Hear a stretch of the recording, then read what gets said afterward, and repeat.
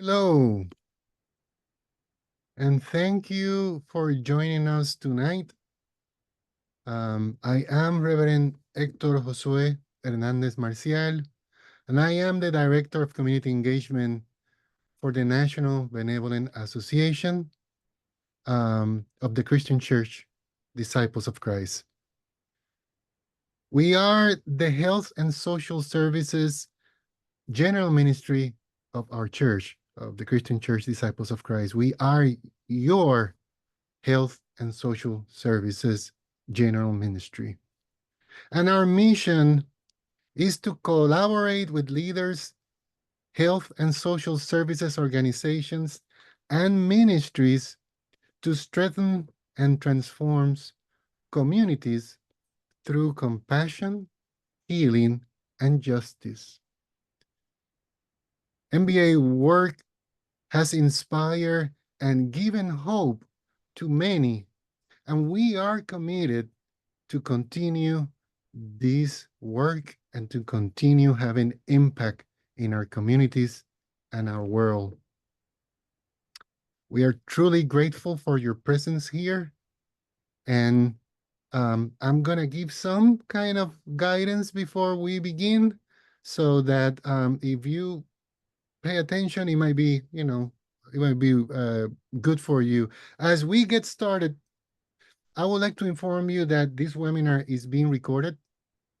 It will be available for future viewing on mbacares.org or our YouTube channel found at MBA Cares. So if you miss any part of this webinar, or if you want to share and replay it with your church, other groups, you can always do so at your own convenience. Feel free to join in and follow along via automated transcription using the AI generated caption. So make sure to locate the CC button that at the bottom of your Zoom window. So that will allow you to have the feature of closed caption. Today's topic is hearing the cry of our people, past, present, and future of the MBA quest for justice. Our webinar tonight aims to explore together, like I said, the past, the present, and the future of MBA's community engagement program and justice initiatives. The speakers, my colleagues, will provide a tangible and practical framework based on their experiences, based on knowledge and share information, and on further plans and program development. One more thing. At the end of this presentation, we aim to offer time for questions. So throughout the webinar, if you have questions that emerge, we welcome you to use the Q&A feature by clicking on the icon at the bottom of your screen to submit any questions. But please include your email so that if we cannot answer your question, we can follow up with you directly after the webinar. So you may also use the Q&A or chat feature to request technical assistance. And one more time, I promise I'm not gonna say it again. If you, the webinar will be recorded, so it will be available for future viewings on mbacares.org. So now let me introduce my colleagues, my friends, who will engage in a dialogue about our pursuit, about MBA's pursuit of justice in the past, the present, and future tense. Mark Anderson, my boss, Mark serves as President and Chief Executive Office of the National Benevolent Association of the Christian Church Disciples of Christ, a call he accepted in January of 2011. And in this role, Mark leads the MBA, Mark lead us in living out our vision of creating communities of compassion and care. Mark graduated from Phillips University in Enid, Oklahoma, and holds a master's degree in social work from Washington University in St. Louis.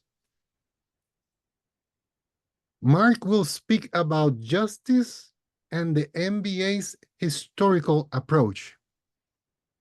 He aims to honor the legacy of generations that have contributed to developing justice through the MBA, especially in addressing people's deep needs and hopes.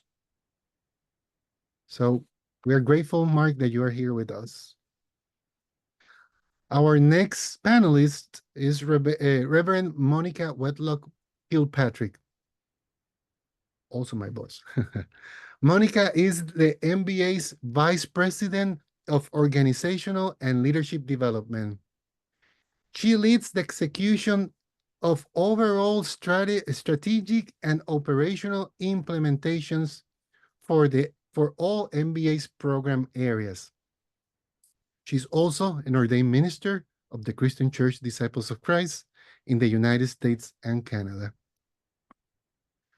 Monica will offer insights into our current processes and how, as a ministry, we seek to address justice issues of the day. Thank you, Monica, for being here with us tonight. Last but not least, Reverend Angel Luis Rivera-Agosto, who is an ordained minister of the Christian Church Disciples of Christ in Puerto Rico, our sister church, with ministerial standing with the Disciples of Christ Church in the United States and Canada. Here in the MBA, he serves as the Community Engagement Senior Coordinator for Justice Initiatives, a recent position within the MBA. And on his role, Angel Luis creates and nurtures engagement strategies so that the MBAs as an organization and also our partners, we can work, we can imagine, we can dream, we can act into transforming the root cause of social injustices. He brings years of experience serving in various missional, ecumenical, and pastoral settings. He's a lawyer, having practiced in areas such as constitutional law, labor law, and human rights. And he will be offering an overview of MBA's justice initiatives.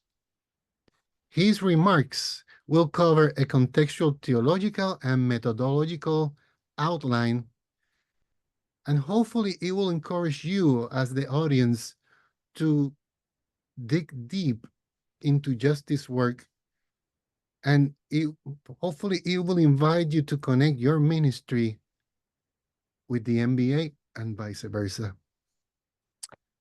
So let's start. I have talked too much.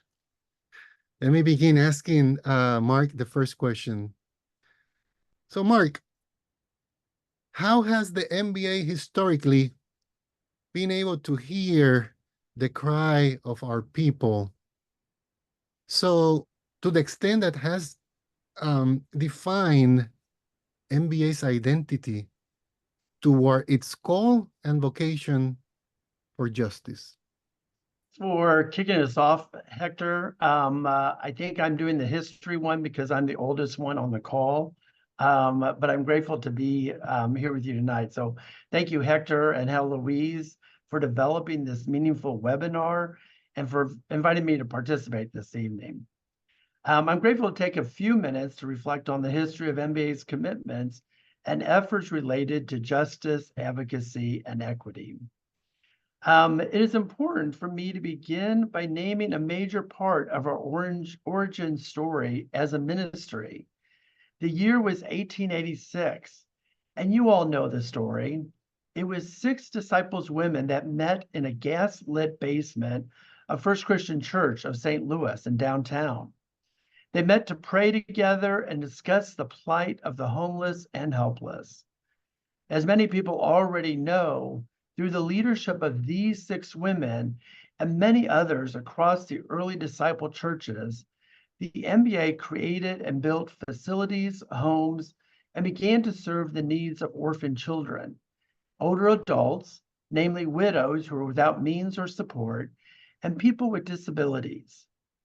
Our origins were very much responding to the deepest needs in the communities and provided direct care services to individuals and families.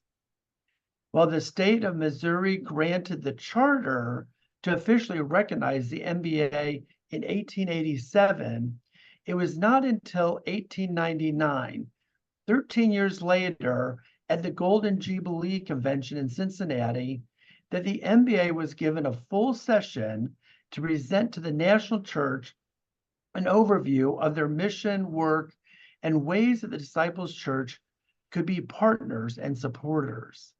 Because so much of the leadership of the MBA were women, even as white women, the fight to be heard and recognized as a formal institution within the denomination was a long and uphill battle. In the 1960s, fast forward a bit, several disciples' churches had started housing programs for older adults who were financially in need. In 1971, the MBA began formal agreements that helped several of these churches to manage the facilities that these churches had built or had created affiliation. Many of these communities that MBA became affiliated or sponsored with were HUD financed. It was financial support coming from the U.S. Department of Housing and Urban Development. All of these communities housed low-income older adults, and some of the facilities were supporting people with disabilities. We began by managing 2 housing communities in 1971, and at our peak, we managed and were fiscally responsible for over 200 low-income housing facilities for seniors. This was both a need across communities and a service that MBA brought tremendous expertise and infrastructure. The management of these senior housing communities is now done by other nonprofits. Some of those are disciples affiliated, such as the Christian Church Homes based in Oakland, California. This part of our history from the 1960s through the early 2000s was a major commitment and effort to offer housing for people in need. Another way that MBA has lived into our justice and equity commitments have included being a leader in community-based housing and programs for people with disabilities. While some of our communities, like Woodhaven, began by housing young people within a single campus, the model for care was to begin to move people into group homes where they could live in pairs or small groups within their local community. Woodhaven in Columbia, Missouri, and Sarah Center in Northern California were service providers that modeled the meaningful change to community-based housing and services. MBA worked with both organizations to make these services possible. And we also supported the advocacy efforts for workers within these organizations to be assured just and fair wages. For many nonprofit service providers, so much of their funding comes from county and state legislatures, who determine the state budgets that fund the services for people with disabilities. MBA's history and commitments include this work of advocacy and lobbying, organizing, and supporting nonprofits to be on the cutting edge of offering meaningful services, especially for people with disabilities. As a special note and additional comment, these same efforts of advocacy and improvement of care can also be seen in the ways that MBA has supported the services of affiliated ministry and nonprofits serving children and youth. Community-based and family-centered child welfare services have been a core commitment to MBA's justice and equity since our origins. And at that core has included advocacy at local, state, and federal levels for more just legislation when it comes to care for the most vulnerable and the child welfare system. A final note on MBA's history. There are many points in history. It is important, though, to note and remember MBA's commitment as a general church ministry for the Disciples Church, that we were one of the first general ministries to staff and hire for diversity and equity. For several years, our staff included a director of diversity.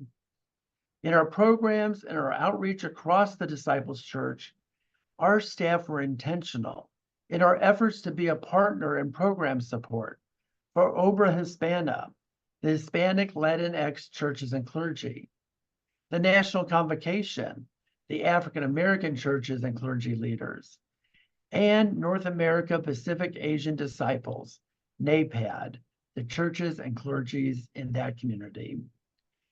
MBA has prioritized attending, resourcing, supporting the events and programs of these three ministries. We also work to collaborate and create a narrative history with and about each ministry, their origin, key leaders, important dates, and partnership with disciples and with MBA. This narrative history was an intentional project, and we were proud to help create the communication pieces that shared the tremendous stories of these ministries. So in the few short minutes we had allotted to name MBA's history over 130 plus years and legacy with justice and equity, I hope I offered a few snapshots about how MBA sought and continues to seek to respond to the issues and needs of people and communities. We do have a much more comprehensive story that can be found on our website, mbacares.org, under the History section. Our History microsite is available for you to flip through our 138 years of history and see more about the work that we and our MBA ancestors helped to accomplish. And finally, I would also like to take a couple of minutes just to share why justice and equity are important to me as MBA's president and CEO. I have worked in my profession as a social worker for over 37 years, walking alongside people and communities who have oftentimes been marginalized or cast aside by society. And as a Christian and a lifelong member of the Disciples Church, I understood the importance for standing up and standing by those in need. Justice is beyond just offering a handout for people who are struggling. It involves the deep work of advocating and amplifying the voices of individuals and families who simply strive for an equitable life. I take to heart the scripture, Micah 6:8, that you all know. What does the Lord require of you but to do justice and to love kindness and to walk humbly with your God? Every day, MBA gets to walk humbly with disciple leaders and our partners in ministry, as together we engage in acts of kindness and continuously seek out opportunities to do justice. You will hear from my colleagues, Monica and Anna Louise, about how MBA is engaging in this justice work today. So thank you, Hector. Thank to you, Mark. And for everybody who is watching this, if you want to know the latest things that MBA has been doing in the different ethnic ministries, especially during summer, feel free to look at our Facebook pages that we have been sharing some of our most recent, work and some of the beautiful things that we have been able to do with our partners during the summer. So,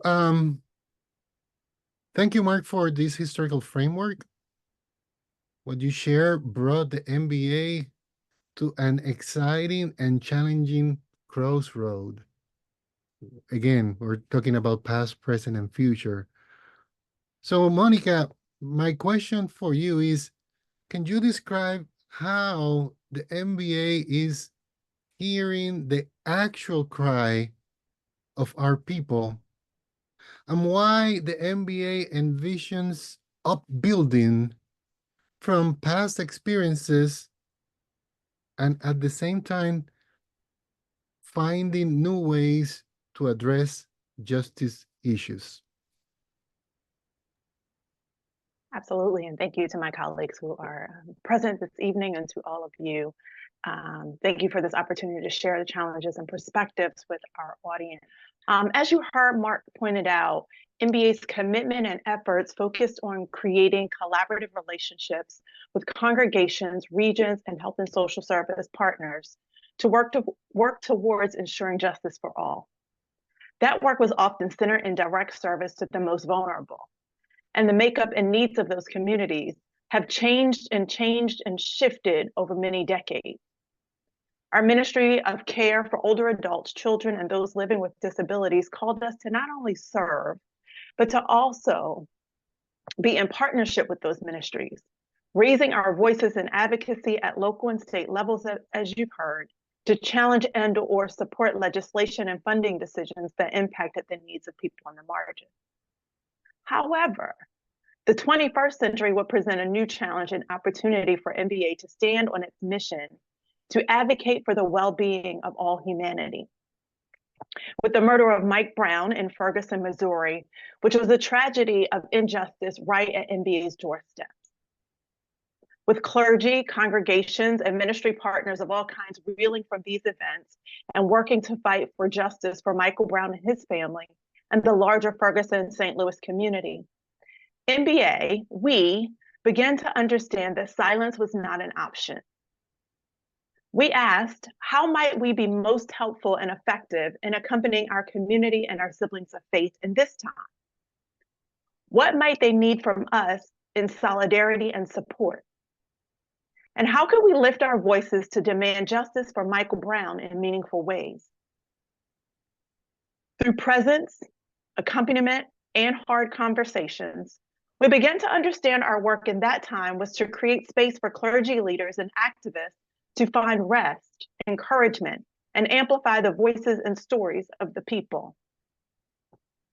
In cooperation with other disciples, the MBA supported efforts for justice and racial reconciliation in the St. Louis area by promoting and facilitating conversation, gathering, advocacy, and healing. We contracted with Reverend Dr. Dietra Wise-Baker as our organizing specialist to guide and lead our efforts. Dietra not only led us in our efforts, but she also educated us on what it means to be a ministry of justice and equity at this time in history. Our accompaniment of the St. Louis clergy activists provided insight into the complexities of such leaders to consider care for themselves in the midst of their work. The MBA Peer Learning and Wellness Group model was one avenue for addressing these critical realities, because we believe rest is resistance. The vision of the peer group was to provide an opportunity for clergy activists and advocates to cultivate spiritual renewal and self-care, peer-to-peer learning, to share experience and expertise on social justice issues, offer a fresh take on language and theological foundations of social justice, engage in action and advocacy efforts together, and contribute to a national disciples justice gathering. Hosting this group would allow MBA to hear the experiences and challenges of disciples-related activists and advocates so that we might deepen our effectiveness in supporting this work with our partners across the life of the church.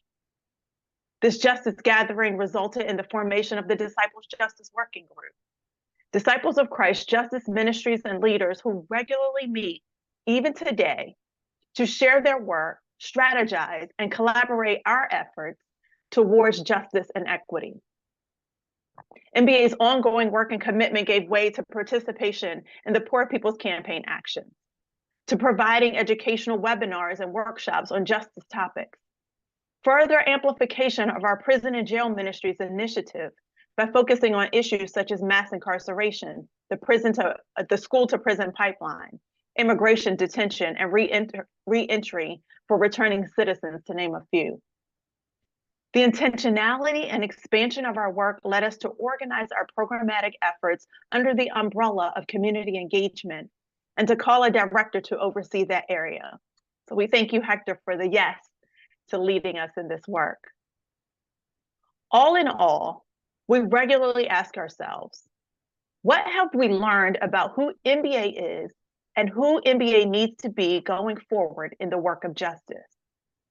These reflections in community with our church-wide partners are what leads and guides us in our call to advocate for the well-being of all humanity. Thank you. Thank you, Monica. I got emotional seeing some of the photos.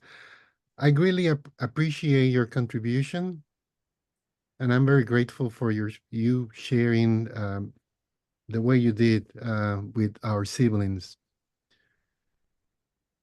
So we talk about the past, the legacy, we talk about the present, and now we're moving to the future.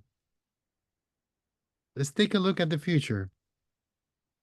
Angel Luis has been working on perspectives that, like a thread, honors our past and take us into the future. As the new senior coordinator for Justice Initiative, he has been addressing some of the challenges expressed by Monica and upholding the legacy that Mark has shared. So my question for you, Angel, is how has hearing the cries of our people been present in your recent planning work with us? Hector, for sharing this question. And good night, everybody. Buenas noches. It's a pleasure for me to look back as a way to look forward into the horizon and to see out of the legacy of all of our partners within NBA to carve new visions and new perspectives out from those experiences, looking into the future. So let's briefly look at the biblical parable that resonates deeply in our experiences in our churches and the broader community, and particularly relevant to our discussion on systemic injustice and compassion.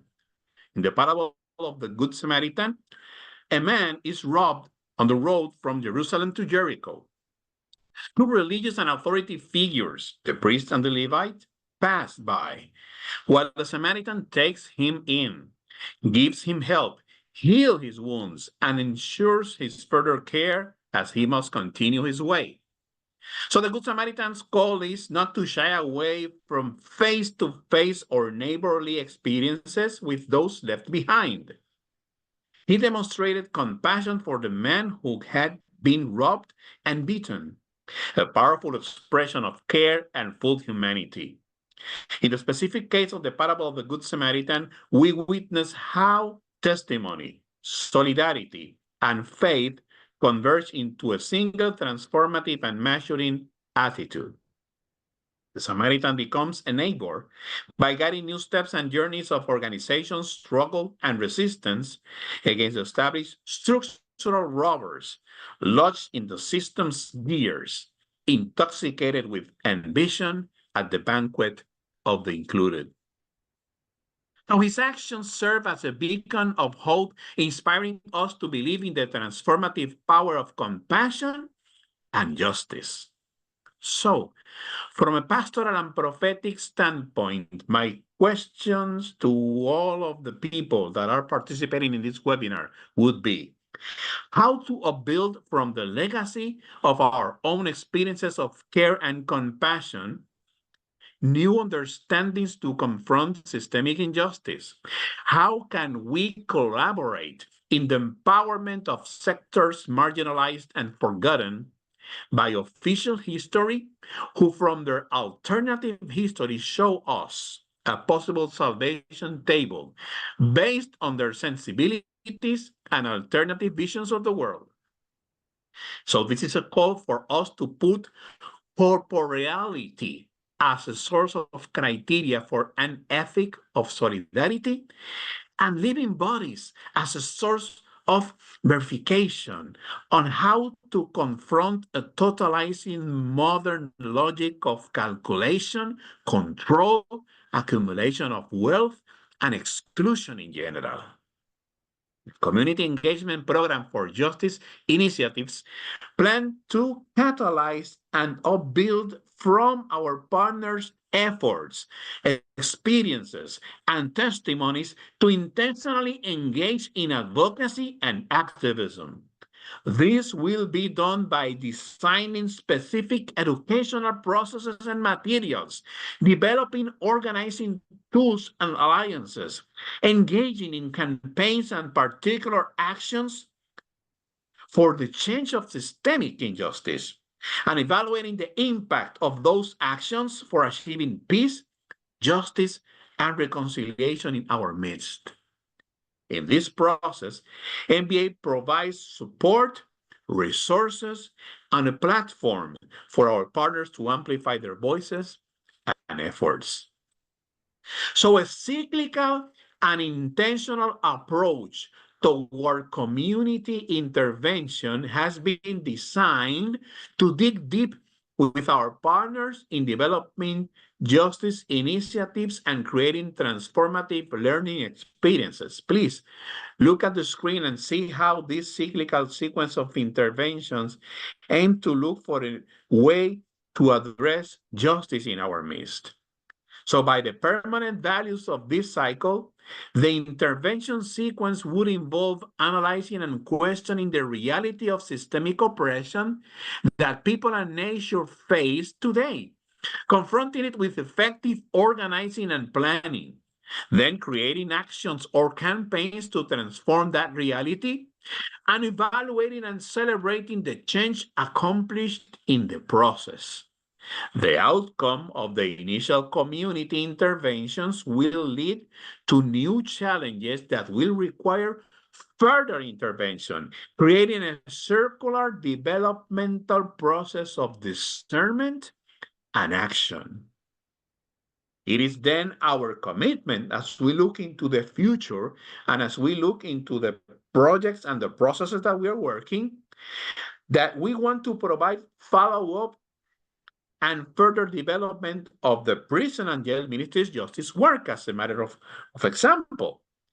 That is why we want to continue focusing on an educational and practical process inspired by restorative justice as a particular offering NBA does to our Disciples of Christ constituency, promoting a justice and empathy approach in justice, and also imagining a justice and correction system that functions better and moves all people in our society to a place of reconciliation. So we want to continue past efforts regarding restorative justice, but also to look into the future as an alternative for our churches to engage in justice.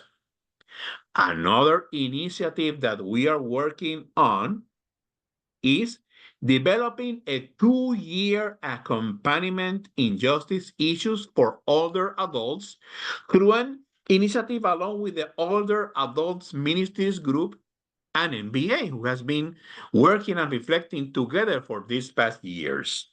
That will include promoting webinars, workshops, educational materials, and orientation regarding elder abuse, socioeconomic and cultural marginalization of older adults, and the protection of the rights of older citizens, among other matters. Also, we want to collaborate with initiatives within our denomination, and Monica mentioned the Disciples Justice Ministries group. So we continue engaged with this group, which brings together the justice ministries among the units of the Christian Church Disciples of Christ in the US and Canada, united in their desire to maintain a communication channel for initiatives that each one may be carrying out for mutual support and dissemination, as well as joint efforts that may benefit the advancement of awareness and action around justice in our denomination. So beyond our church, we also sustain dialogues with fellow denominations and other sister churches in the United States through the Interfaith Roundtable, which comprises leaders from various religious groups and denominations. In addition, we intend to continue connecting with organizations like Black Lives Matter and the Poor People's Campaign in the social arena. So, summarizing, we encourage our partners, communities, churches, and organizations to raise their collective voices. We are called to oppose policies and legislation shaped by traditional institutional power. It is the time for us to affirm justice, to practice mercy, and to walk humbly in front of God, as Mark mentioned in his intervention. As Martin Luther King Jr. said, we must make the pledge that we shall always march ahead. We cannot turn back. We will not be satisfied until justice rolls down like waters and righteousness like a mighty stream. May God inspire us to continue working for justice, peace, and reconciliation with our neighbors, with our friends. Blessings. Que Dios le bendiga. Thank you, Angel, for sharing with us what is happening and what we are also dreaming and planning so that we can continue our work seeking justice. And at this point, I will invite again our audience. If there's questions that you would like to ask, if there are, things that you would like us to expand, that you place your questions through the chat so that we can answer your questions. And these questions are going to be open. So I'm going to ask my colleagues that if you want to answer the question, that you raise your hand. And more than one of you can answer the questions. This is what we want is to share. Again, if we can even share past, present, and future, that could be also another way to do it. But we'll see. Let's do this a little bit more organic. So for any of you or all of you, how does MBA's justice and equity commitments show up in other program areas of the MBA? Let me ask again. How does MBA's justice and equity commitment show up in other program areas of the MBA? Monica. Thank you. Thank you for that question, Hector. In particular, because when I think about our equity commitments and I think about our work, that you heard a lot of our external work, like what happens externally, but we can't do that work without living into those equity commitments internally as an organization and among one another, and how we design, imagine and design the work that we do. And so when I think about the other ways that justice and equity shows up in our program programmatic work, I think about how the fact that all of our program areas, and we have about 5, not more than 5 programs, 5 areas. We have a lot of work going on. But we seek to prioritize opportunities for those who are unserved and underserved, as we like to talk about them, who are most unserved and underserved in our society. And we create access, or seek to create access to resources of all kinds that are historically a struggle for those communities to gain, right? So when we think about our mission and ministry grants, we're thinking about older adults. We're thinking about youth and young adults who, who need additional support, or need new opportunities to learn and to grow and to experience life, right? We think about our social entrepreneurship programs, from our SENT cohort, our social entrepreneurs cohort, to our incubate programs, to our new pilot program, our impact fellows program. We're working to address the needs of emerging entrepreneurs, often BIPOC entrepreneurs, or of some other community that's been underserved. Desiring they're desiring to dedicate themselves to their work, but it's really hard to get access to resources in their communities to be able to do that. And so we have an incubator, our incubate program, to support entrepreneurs in their 5 to 10 year space of their organization, those tender years of trying to sustain and figure out and build infrastructure. We have our beginning program, our SENT cohort, those who just have an idea and are trying to figure out, is this a nonprofit? Is it a ministry of the church? What are the things that I need to know to ensure that the call that I've experienced to respond to the needs on the doorsteps of my community, I can do that most effectively? All the way to our impact fellows, our new program of seeking BIPOC leaders who are seeking to devote themselves full time to their jobs. Most of our BIPOC leaders, most of our social entrepreneurs work multiple jobs. And we talk about bivocational, but many of them are multi-vocational, just to make a paycheck for their living, to have a living wage, to meet their daily expenses, and to live well. And so we want to support them in what their commitment and their callings are. And then I'll talk about, I'll just mention briefly, our mental health and wellness initiative from its inception has taken very seriously the work of contextualizing mental health and wellness awareness, stigma, how we might resource based on communities and the community's needs. Our Hispanic and Latinx community is different from our African American community, and different from our multiple NAPAC communities in their needs and the ways in which we've experienced or haven't experienced well mental health access, right? Help for mental health needs within our communities, but have been actually taken advantage of in those spaces. And so we want to prioritize through our equity and justice work, responding to particular needs in communities that have not been treated well in our society in the past. And I could go on, there are a number of ways that shows up, but it's really important to us that we think about those critically and ask those hard questions as we design and implement the programs that MBA is responsible for.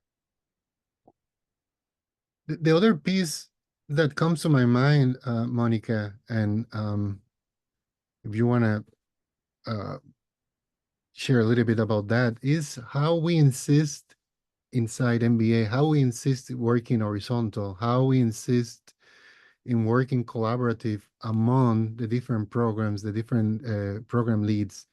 How, I can give you an example, how mental health and wellness aspects are key for the peer groups, how we, through the process and the learning, we created a few years ago some grants, and the director of mental health has a role on our peer groups. And the same thing with the social entrepreneurship, that we foster conversations among the different groups so that they can learn to to probably see themselves in a different setting, and how we insist into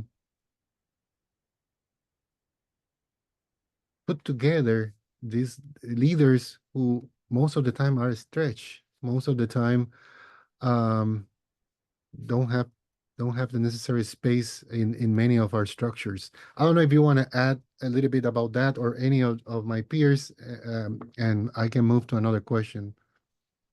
Really briefly, you made me think about my colleagues years ago when I was a program director. We sat in a meeting together, and we're imagining our structure, what we needed to do as our programs were coming about. And one of my colleagues, who I love dearly, Ayana Watkins, drew on the board a garden.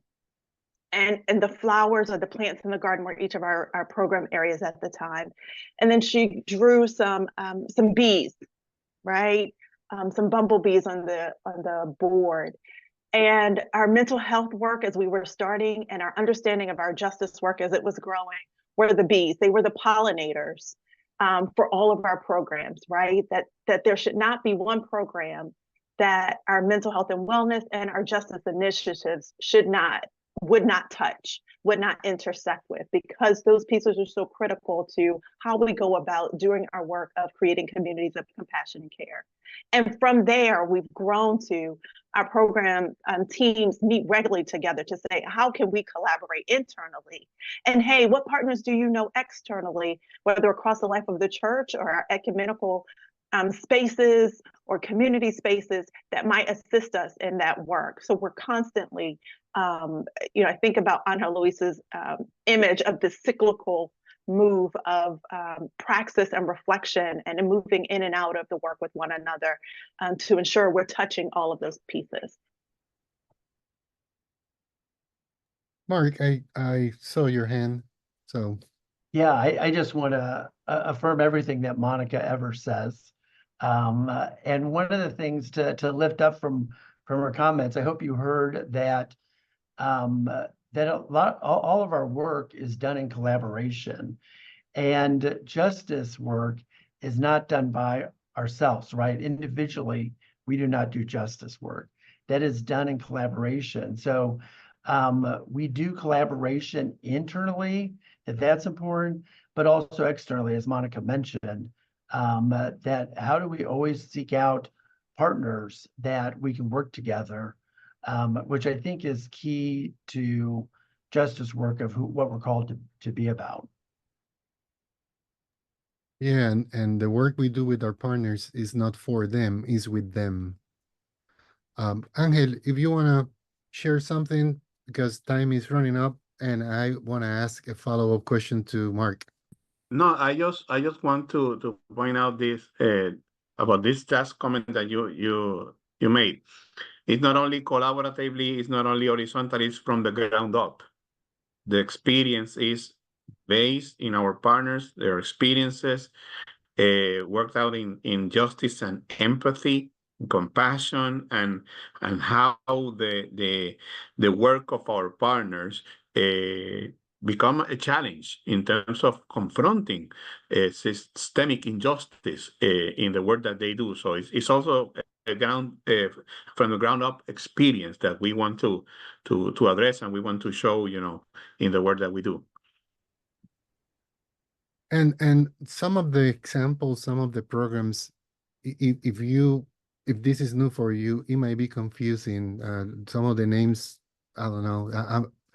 I remember when I began to learn about MBA, they were challenging. So I will invite you. You want to know more? Get into our website, play around, explore, and reach out to us in case that you see something that sparks your imagination. Because again, the essence of our work is to do it with you, is to do it with your church, with your community, with your region. So Mark, I have a follow-up question. We're getting close to the end, but I think this is important. I mentioned our commitment and how we insist in working horizontal, how there is a constant collaboration, and that collaboration goes beyond the programs and the employees. how is the MBA boards of trustees engage in the work and engage in this quest for justice? That is a great question, Hector. As folks know, or I assume maybe know, that we have our own board of trustees. They're an amazing group of volunteers. We're all blessed to work closely with them and engage in the governance role here for MBA. So on a regular basis with the trustees, we engage them on the various programs that are supporting our disciple leaders and ministry partners.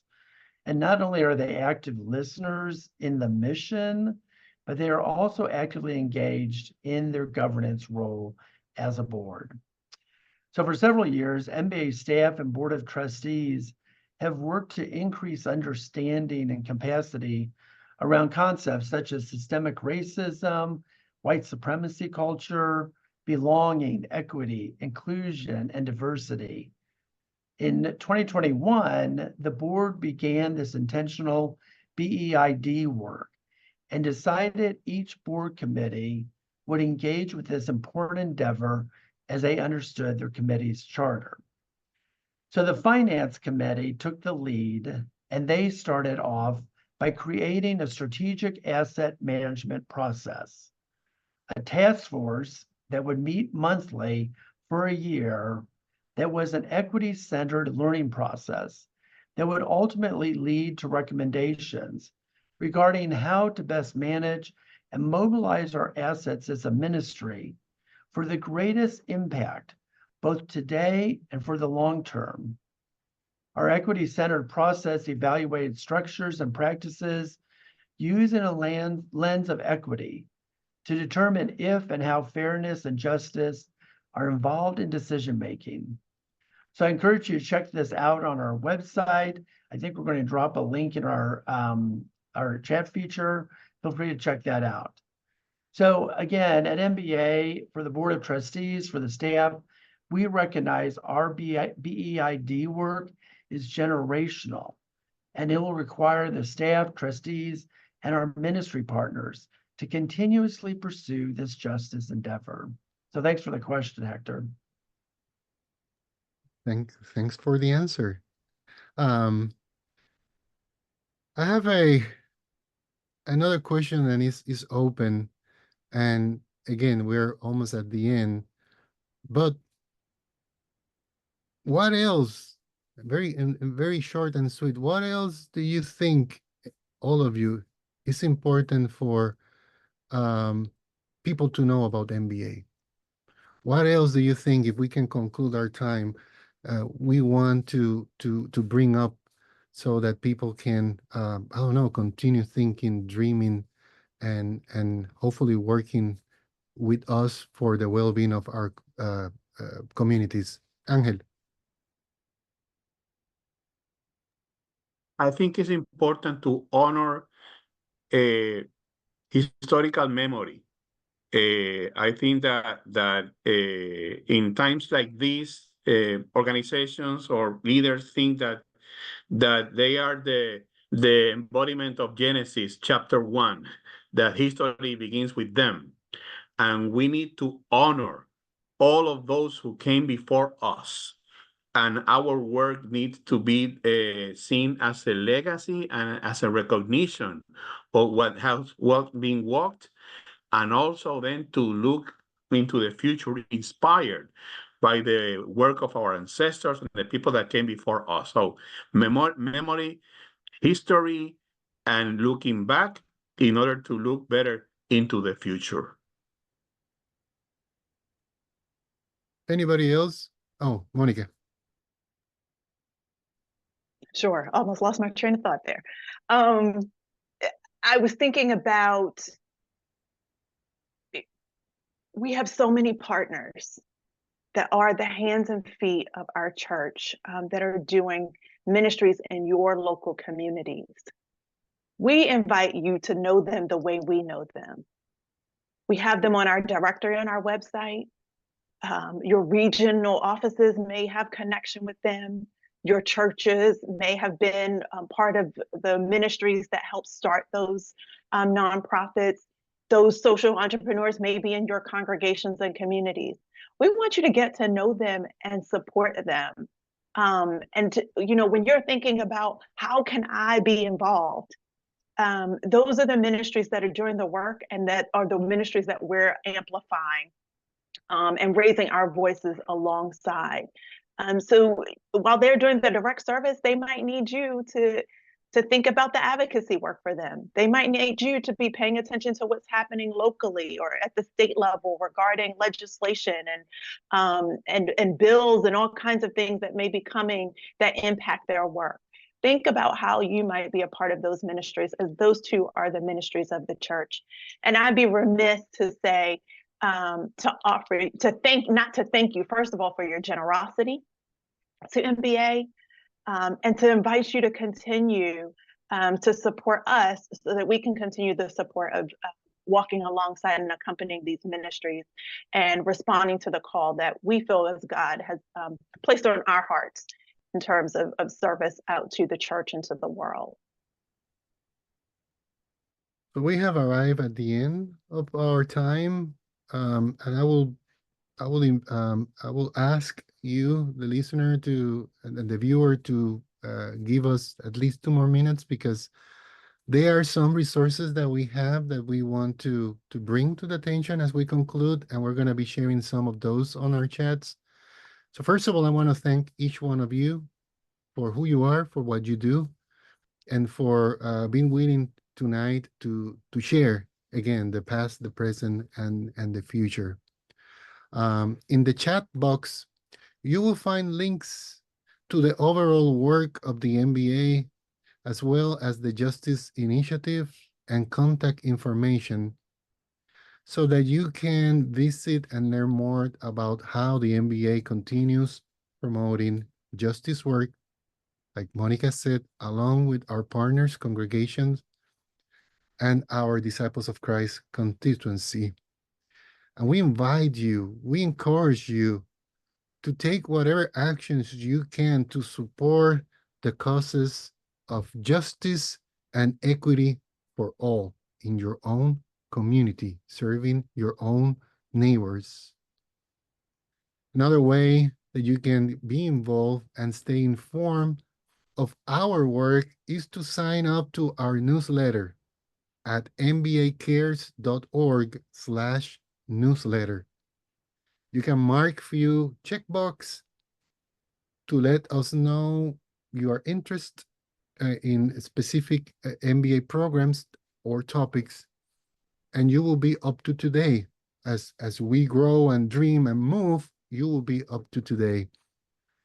And like Monica shared, we're grateful for your support. We're grateful for your generous gifts, and we are inviting you to continue doing so. As people of faith, we know that we live our faith through prayer, action, and generosity. And we are grateful for your engagement and the gift that you share with MBA. And if you want to donate, you can donate online at mbacares.com/donate. So thank you for your time today. Please reach out to us if you have any follow-up questions, if you want to know more about our programs. We hope to see you again at our next event. May God bless you. May God be with you and the community that you serve. And thank you for your time tonight. Blessings.